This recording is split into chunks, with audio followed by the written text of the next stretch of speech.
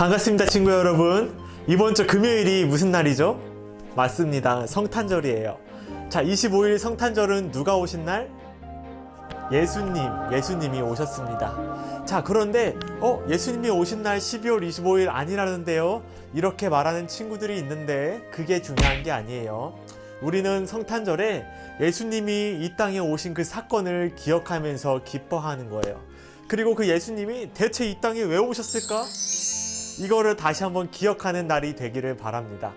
우리가 3주 동안 이 노아에 대해서 배워왔는데 이 방주의 이야기와 예수님이 이 땅에 오신 그 사건, 이거는 너무나도 자연스럽게 연결이 돼요. 강도사님이 이렇게 말씀을 막 전하지만 말씀만으로는 충분하지 않습니다. 여러분들이 꼭 시간을 내서 성경 말씀을 개인적으로 읽는 시간들이 꼭 필요합니다. 그래서 우리 말씀 한번 읽어볼까요? 자, 말씀은 요한복음 3장 16절 17절과 그리고 로마서 6장을 읽도록 하겠습니다. 자, 읽겠습니다. 하나님이 세상을 이처럼 사랑하사 독생자를 주셨으니 이는 그를 믿는 자마다 멸망하지 않고 영생을 얻게 하려 하심이라.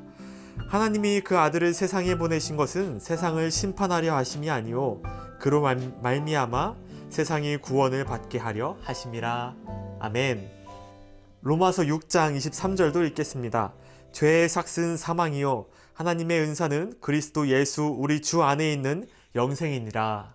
아멘. 아멘. 자, 예수님이 오시기 전, 즉 구약시대에는요, 사람들이 죄를 지으면 흠없는 어린 양을 가지고 제사를 드려야만 했어요. 이 흠없는 어린 양을 가지고 제사장에게로 갑니다. 그럼 제사장이 이 양의 머리에 손을 얹고 기도를 해주는 거예요. 기도를 해줄 때 내가 지은 이 죄가 이 어린 양에게로 옮겨지고, 그리고 이 어린 양을요, 이제 불에 태워서 제사를 드리는 거예요. 그러면 어떻게 된다? 내 죄가 없어지는 거예요. 왜냐하면 내 죄는 이 양에게로 갔고 이 양은 죽기 때문이에요. 우리가 읽었던 말씀, 죄의 삭은 무엇이라고요? 죄의 값은, 죄의 결과는요, 사망, 즉 죽음이에요. 그런데 내가 죄를 지었고요, 내가 죽어야 하는데 이 어린 양이 대신 죽는 거예요. 내가 죄를 지었는데 어린 양이 죽습니다. 얼마나 놀라운 일이에요? 그리고 얼마나 좋아요? 그런데 여기에 문제가 있어요. 문제는 내가 죄를 지을 때마다 이 어린 양이 내 죄를 가져가긴 했는데 그때뿐이에요. 내가 죄를 또 지으면 또 어린 양을 가져다가 또 제사를 드려야 해요. 이게 얼마나 어려운 일이에요. 우리가 죄를 한 번만 지어요? 매일매일 우리도 모르는 사이에 죄는 계속 짓거든요. 완벽하지 않은 제사였어요. 자, 매번 제사를 드리려니까 너무 힘들어요. 그래서 이 제사를 안 드리면 죄인. 우리는 원래 죄인이었지만 여전히 죄인. 그래서 우리는 이제 더 완벽한 제사가 필요하게 된 거예요. 그런데 신약에 있는 이 세례 요한이 이런 말을 해요. 세상 죄를 지고 가는 저 어린 양. 이건 누구를 의미하는 걸까요? 예수님을 의미해요. 그런데 뭐라고요? 어린 양이라고 말을 하는 거예요. 예수님은요, 마치 우리의 죄를 대신 지고 죽게 되는 그런 어린 양으로 오셨다는 거예요. 어린 양이 우리 죄를 가져가니까 정말로 좋았죠. 그런데 아주 불완전한 제사, 그때뿐인 제사였어요. 그런데 이번에는 그 어린 양이 누구라고요? 예수님이라는 거예요. 자, 예수님이요, 어린 양으로 오셨대요. 예수님이 이 땅에서 십자가에서 흘리신 그 피는요, 보통 피가 아니에요. 잠깐 한 번 씻기고 마는 그런 피가 아니에요. 우리의 죄를요, 영원히 씻기는 그런 피예요. 완벽하게 씻겨버리는 그런 완벽한 피예요. 그리고 한 번이면 되는 그런 제사였어요. 예수님이 이 땅에 오셔서 우리의 죄를 위하여, 우리의 죄를 없애려고 죽으신 그 사건은요, 우리가 다시 드릴 필요 없는 한 번이면 되는 완벽한 제사였어요. 예수님은요, 이 땅에 죽기 위해서 오셨어요.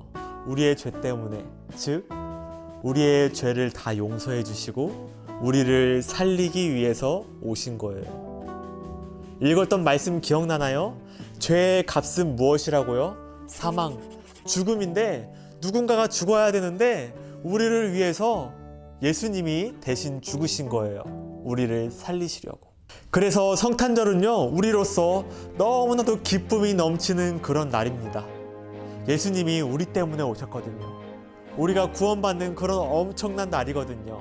할렐루야, 하나님을 찬양하시기 바랍니다. 자, 예수님만이 유일하고 완벽한 제사예요. 여러분 그 사실을 믿으세요? 예수님만이 유일한 길입니다. 자, 우리가 3주 동안 배웠던 노아를 한번 다시 기억해봐요. 노아의 가족들이 100년 동안 산 위에서 마른 하늘에 이 방주를 만들고 있어요. 사람들은 그걸 지켜보면서 쟤네 왜 그래? 진짜 이상한 애들이네? 왜 저래? 이렇게 생각을 했을 거예요.